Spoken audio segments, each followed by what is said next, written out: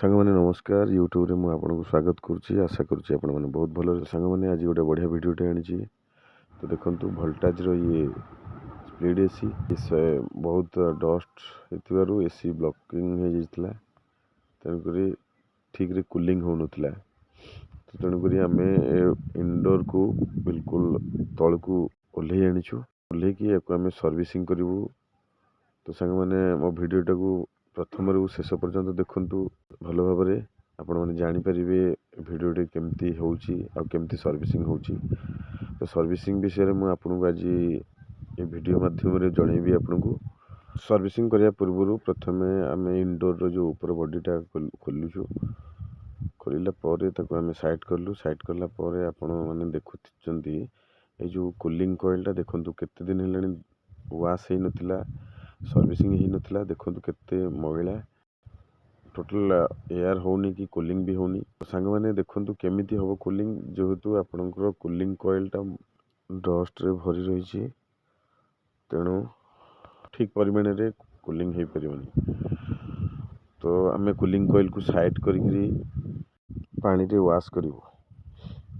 ଦେଖନ୍ତୁ ସାଙ୍ଗମାନେ ଦେଖନ୍ତୁ ଏ କୁଲିଂ କଏଲ୍ଟା କେତେ ଭରପୁର ମଇଳା, ବିଲକୁଲ କାଦୁଅ ଭରି ରହିଛି।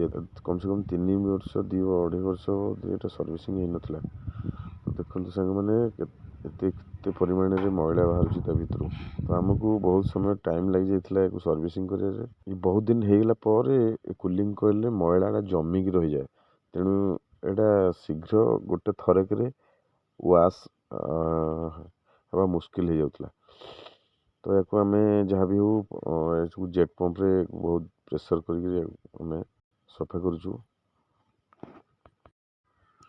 ତ ସାଙ୍ଗମାନେ ମୋ ଭିଡ଼ିଓଟାକୁ ଯଦି ସବସ୍କ୍ରାଇବ୍ କରିନାହାନ୍ତି ତାହେଲେ ଯାଆନ୍ତୁ ସବସ୍କ୍ରାଇବ୍ କରନ୍ତୁ, ଆଉ ଲାଇକ୍ କରନ୍ତୁ, ଆଉ କମେଣ୍ଟ କରନ୍ତୁ। କମେଣ୍ଟରେ ଆମେ ଜାଣିକିରି ଆମେ କିଛିଟା ପରିବର୍ତ୍ତନ କରିପାରିବୁ କି ଯେଉଁ ଜିନିଷଟା ଆପଣମାନେ ଜାଣିଥିବେ ମୁଁ ଜାଣିନଥିବି ସେଇଟା ଆମେ କରିବା ପାଇଁ ଚେଷ୍ଟା କରିବୁ। ତ ସାଙ୍ଗମାନେ ଦେଖନ୍ତୁ ଏସବୁ କୁଲିଂ କଏଲ୍ ସର୍ଭିସିଂ ହେଇଗଲା। ତ ୟାର ଡ୍ରେନ୍ ପାଇପ୍ଟା ଖରାପ ହେଇଯାଇଥିଲା। ଆମେ ସାଙ୍ଗରେ ନେଇଥିଲୁ ଡ୍ରେନ୍ ପାଇପ୍ ଗୋଟେ ଲଗାଉଛୁ। ଲଗାଇଲା ପରେ ଏଇଟାକୁ ଫିଟିଂ କରିବୁ। ତ ସାଙ୍ଗମାନେ ଭିଡ଼ିଓଟା ଲମ୍ବା ହେଇଯିବ ବୋଲି ସେଥିପାଇଁ ଆମେ ସର୍ଟକଟ୍ରେ ଆମେ ଦେଖେଇଛୁ।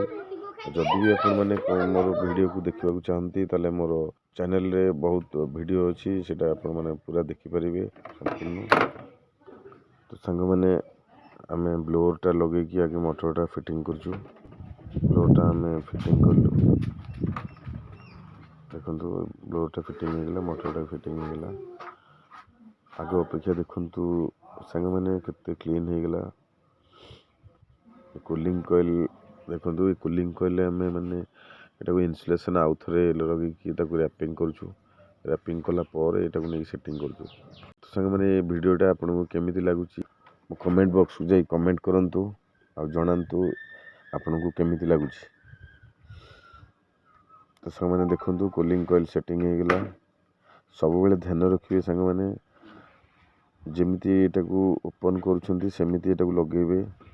ଏହାର ଲକ୍ ସିଷ୍ଟମ୍ ଟିକେ ଏପଟ ସେପଟ ହେଲା ମାନେ ସେଟ୍ ହେବନି। ତ ବହୁତ ସାବଧାନୀରେ ଆମେ ସେଟ୍ କରିବାକୁ ପଡ଼ୁଛି। ଟିକେ ଏପଟ ସେପଟ ହେଇଗଲା ମାନେ ପାଣି ଲିକେଜ୍ ହେଇପାରେ। ତ ସାଙ୍ଗମାନେ ଦେଖନ୍ତୁ ଏଇଟା ଲଗେଇଲା ପରେ ଆମେ PCB ଲଗେଇଦେଲୁ।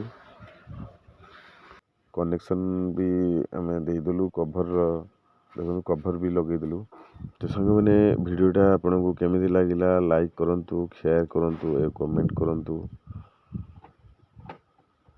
ଆଉ ମୋର ଚ୍ୟାନେଲକୁ ଯାଇକି ଦେଖନ୍ତୁ, ବହୁତ ସାରା ଭିଡ଼ିଓ ଅଛି ଯେଉଁଟାକି ଆପଣମାନେ ସେ ଭିଡ଼ିଓରୁ ବହୁତ କିଛି ଦେଖିପାରିବେ, ଶିଖିପାରିବେ। ତ ସାଙ୍ଗମାନେ ରହୁଛୁ, ନମସ୍କାର, ଜୟ ଜଗନ୍ନାଥ। ଆପଣମାନଙ୍କର ଦିନ ଶୁଭ ହେଉ, ଆପଣମାନେ ଖୁସିରେ ରୁହନ୍ତୁ, ହସୁଥାନ୍ତୁ। ନମସ୍କାର।